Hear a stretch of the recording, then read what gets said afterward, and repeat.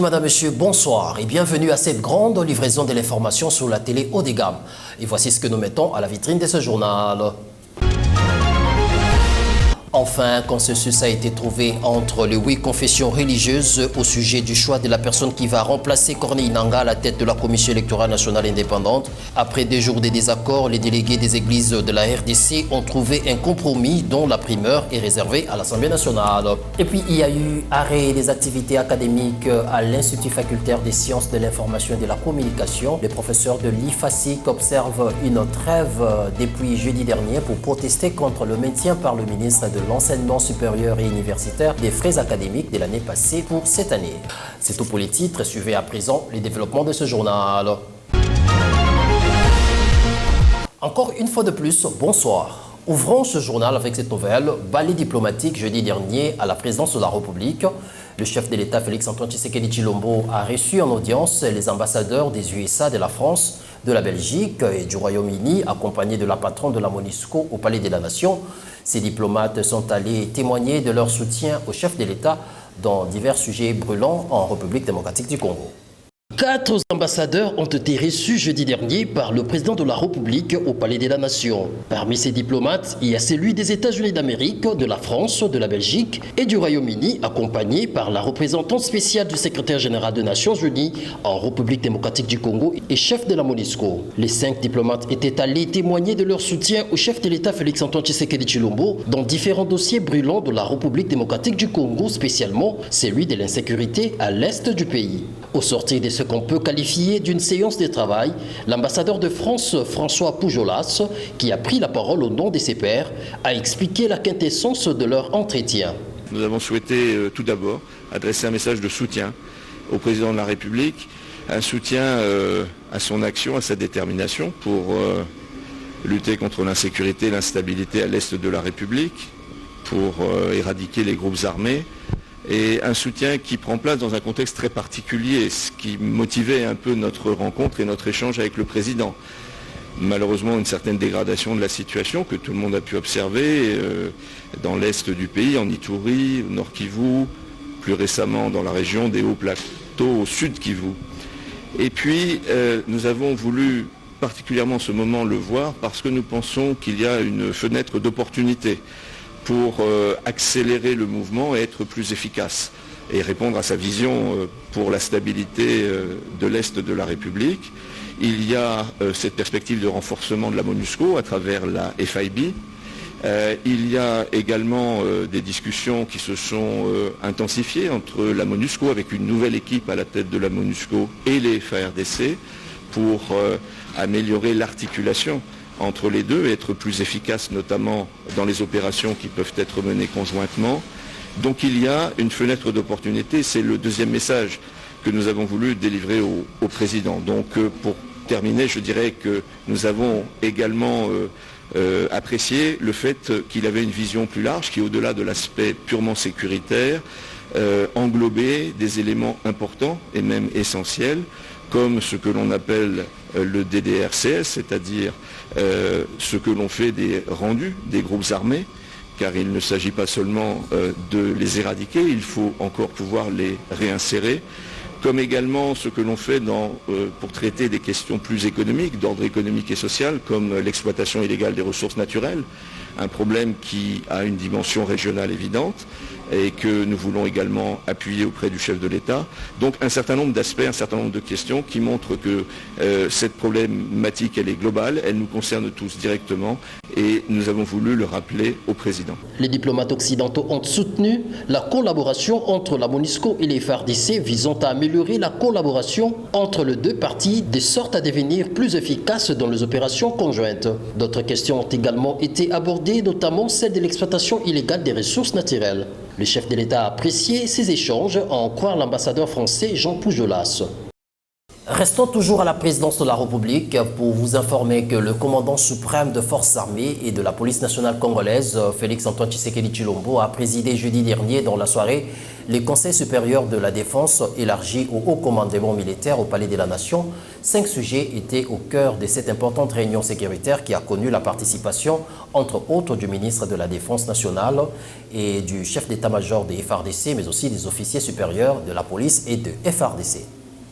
La réunion du Conseil supérieur de la défense élargie au haut commandement militaire qu'a présidé jeudi dernier le commandant suprême des forces armées de la République démocratique du Congo et de la police nationale congolaise a réuni autour de lui le ministre de la Défense nationale et des anciens combattants, les chefs d'état-major des FARDC, les hauts officiers de l'armée et de la police nationale congolaise au Palais de la Nation. Au cours de cette importante réunion sécuritaire, 5 sujets essentiels ont fait l'objet des échanges, à savoir l'adresse du commandant suprême des FARDC et de la PNC, l'état de la nation dressé par les commissaires généraux de la police nationale congolaise, l'état des relations extérieures entre les forces nationales et étrangères, la situation sécuritaire au niveau national, l'évolution de l'état de siège et enfin la situation opérationnelle par le chef d'état-major général de forces armées congolaises. Débuté à 17h30, le Conseil supérieur de la défense élargi au haut commandement a pris fin à 21h30 au Palais de la Nation. De la présidence à la primature, retenez que l'évolution des opérations et options levées par le gouvernement Sama Lukonde a été passée en revue lors de la réunion du comité des conjonctures économiques présidé jeudi dernier par le Premier ministre Jean-Michel Sama Lukonde à la primature. La suite avec Karine Iemangolo. Cette réunion a tourné autour de l'évaluation du niveau de réalisation de toutes les décisions prises par les comités des conjonctures économiques du gouvernement. Ces comités ont salué la mesure d'allègement des tarifs pris par le Premier ministre Sama Lukonde dans les transports aériens. À cet effet, le chef du gouvernement Jean-Michel Sama a instruit que soit signé rapidement l'arrêté interministériel relatif pour accélérer la baisse de prix de billets d'avion. Il ressort également de cette réunion que près de 70% des grandes options levées dans le cadre des 100 premiers jours de l'équipe Sama Lukonde ont été réalisées ou sont en cours de réalisation. Faisant le compte rendu de cette séance de travail, le ministre d'État en charge du plan, Christian Mwando, a expliqué que plusieurs options ont été réalisées. De même que la semaine passée, le ministre des Finances a conclu des contrats de performance avec les régies financières, dont la DGDA, la DGI et la DGRAD pour augmenter les objectifs des recettes à plus de 15% au-dessus de ce qui a été prévu au budget. À l'approche des 100 jours du gouvernement Sama Lukonde, l'essentiel de la réunion d'aujourd'hui s'est focalisé autour de l'évaluation du niveau d'exécution de toutes les options ou les décisions qu'a prises le comité de conjoncture. Et nous avons noté avec satisfaction qu'à peu près 70% des options qui ont été levées ont été exécutées ou sont en cours d'exécution. Les autres sont à réactiver. De même, nous avons constaté qu'au niveau de la semaine qui est passée, le ministère des Finances a conclu un contrat de performance avec les régies financières, la DGDA, la DGI et la DGRAD, pour augmenter les objectifs des recettes autour de 15% au-dessus du budget, de ce qui a été prévu au budget. Il a été également relevé que la monnaie reste stable autour de 1988 francs congolais le dollar à l'officiel et 2023 francs congolais le dollar au parallèle. Il a été noté également que le premier paiement sur la facilité élargie de crédit accordée par le FMI est arrivé, de l'ordre de 210 millions de dollars américains. Cet argent a été utilisé pour le renforcement de niveau de la réserve de change en vue de consolider notre monnaie. En conclusion, les chefs du gouvernement et tous les ministres sectoriels se sont félicités de la stabilité du cadre macroéconomique qui place la RDC sur un bon élan de développement économique.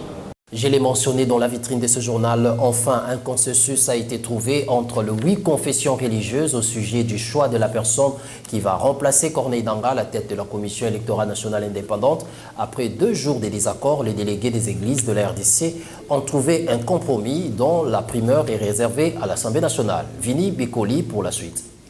Ils se sont finalement mis d'accord sur certains points après que la Chambre basse du Parlement leur avait accordé 48 heures pour déposer les procès-verbaux et le nom des délégués de cette institution d'appui à la démocratie qui est la CENI.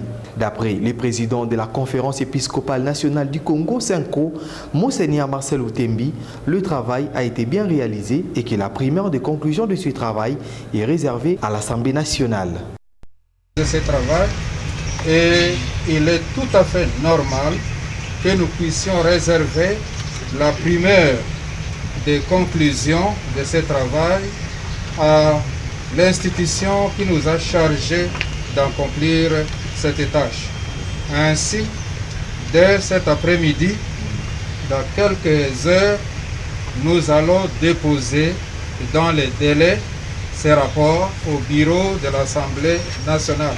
Notons que c'est depuis le mercredi dernier que les 8 confessions religieuses ne s'étaient pas mis d'accord sur le choix d'un seul nom du remplaçant de Corneille Nangaa à la tête de la centrale électorale dont l'Église catholique et l'Église du Christ au Congo avaient contesté sa désignation par la majorité de la plénière de ces confessions religieuses dont l'Église kimbanguiste, la communauté musulmane, l'Église des réveils orthodoxes et l'Union des églises du Congo. Signalons par ailleurs que, après concertation, les 8 confessions religieuses se sont dirigées vers l'Assemblée nationale pour déposer le choix du nom à l'unanimité dont la primaire est réservée au président de la Chambre basse du Parlement congolais. Et puis, le ministre de l'Enseignement primaire, secondaire et technique, Tony Mwaba, a pris part au sommet mondial sur l'éducation qui s'est tenu jeudi dernier à Londres, capitale du Royaume-Uni. Plusieurs chefs d'État africains, dont celui du Kenya, du Ghana, du Nigeria et du Togo, ont pris part à ces assises sur l'éducation. Organisé par la Grande-Bretagne en collaboration avec les Kenyans et le Partenariat mondial pour l'éducation. Ces sommets avaient pour but de mobiliser les leaders mondiaux et les donataires en faveur de l'éducation de filles.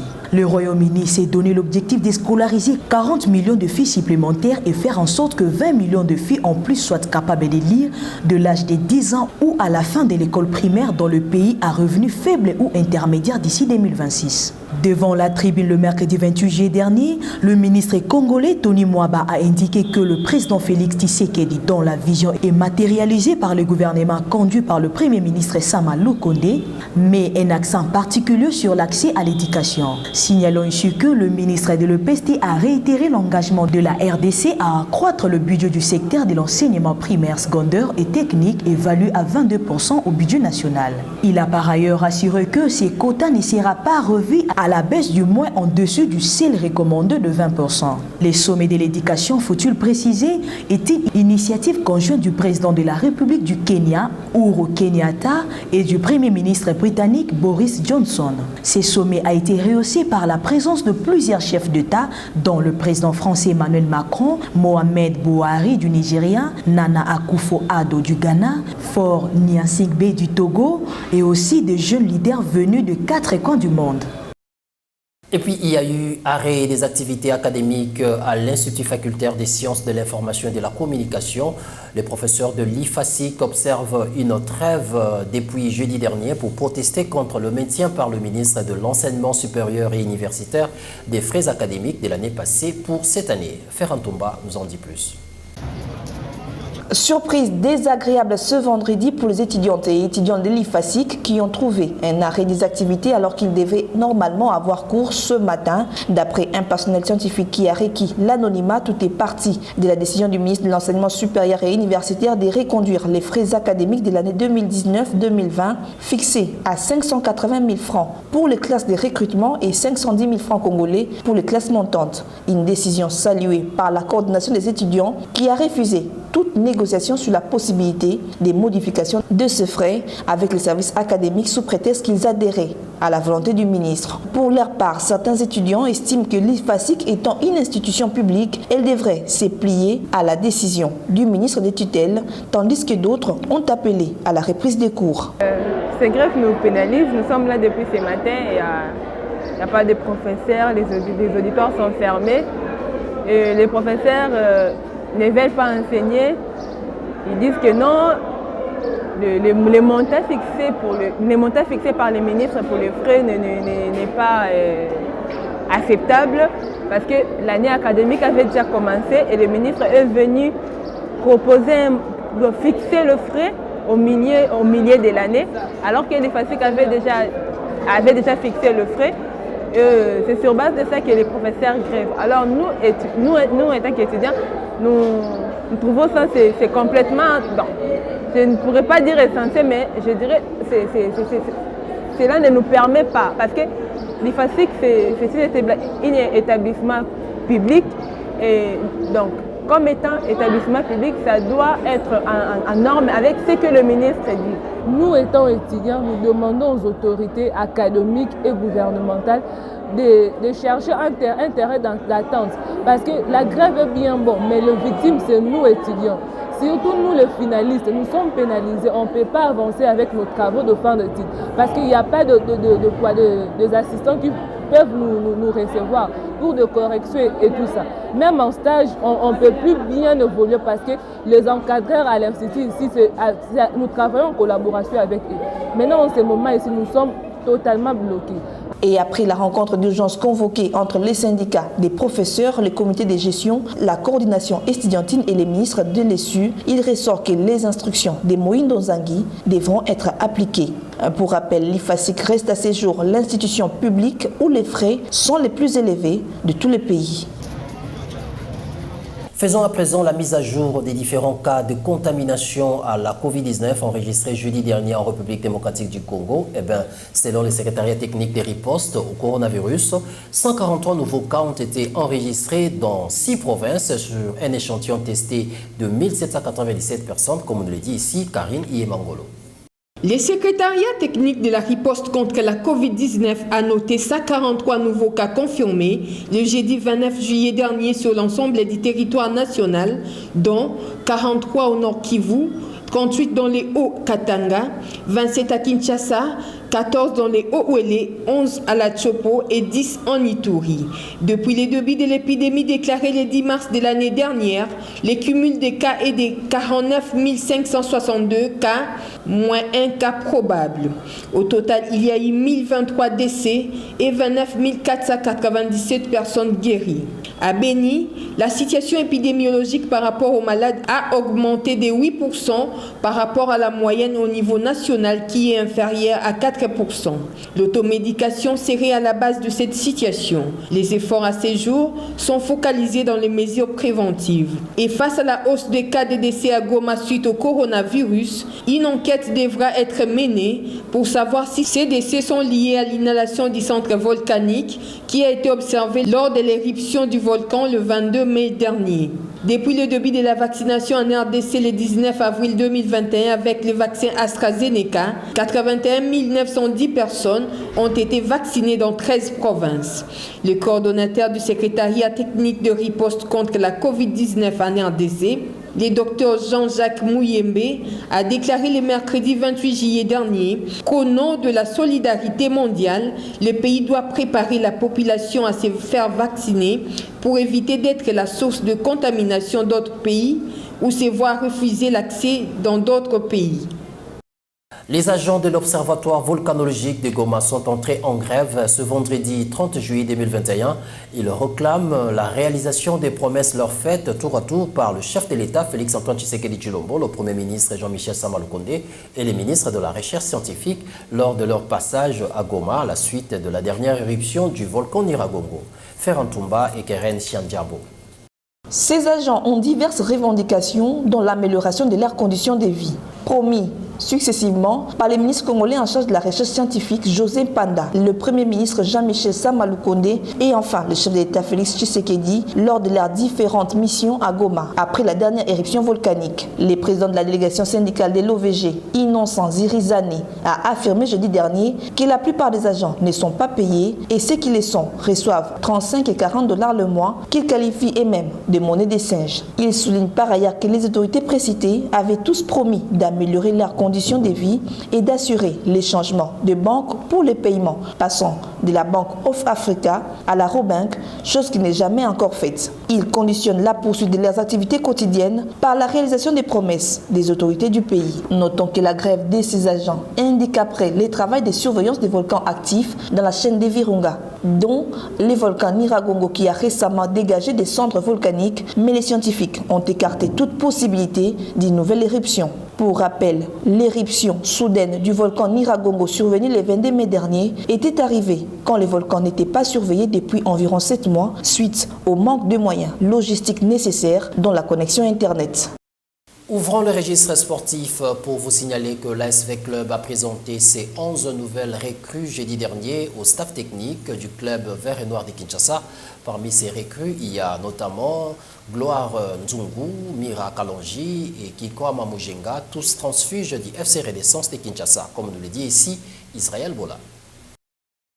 Après son assemblée générale ordinaire tenue la semaine dernière pour évaluer la saison sportive 2020-2021, la coordination de l'ASV Club de Kinshasa, conduite par Maître Bestine Kazadi, a dévoilé les noms de ses 11 premiers recrues qui se sont engagés avec les Dauphins Noirs de l'ASV Club de Kinshasa pour la saison prochaine. En effet, V Club a renforcé les secteurs défensifs avec des joueurs tels que Njungu Mafwana, défenseur axial et capitaine du Football Club Renaissance du Congo, qui a signé pour 3 saisons, et l'international malien et Mungweni Josué axial de Ludjana. Signalons que Rosanne Yarel lui aussi a signé pour 2 saisons avec les Moscovites de la capitale. Ainsi, pour pallier à l'absence de Djouma Chabani, parti chez Young Africa, et Luzolo à Mazembe, V-Club a fait signer Sefou Luizon et Mindo Ngingu pour 3 saisons. À la médiane, les Verts et Noirs de la capitale ont recruté les capitaines de l'AS Simba de Kolwezi. Il s'agit de Seydou Poi et de Kalonji Mira, l'ancien sociétaire du Football Club Renaissance du Congo.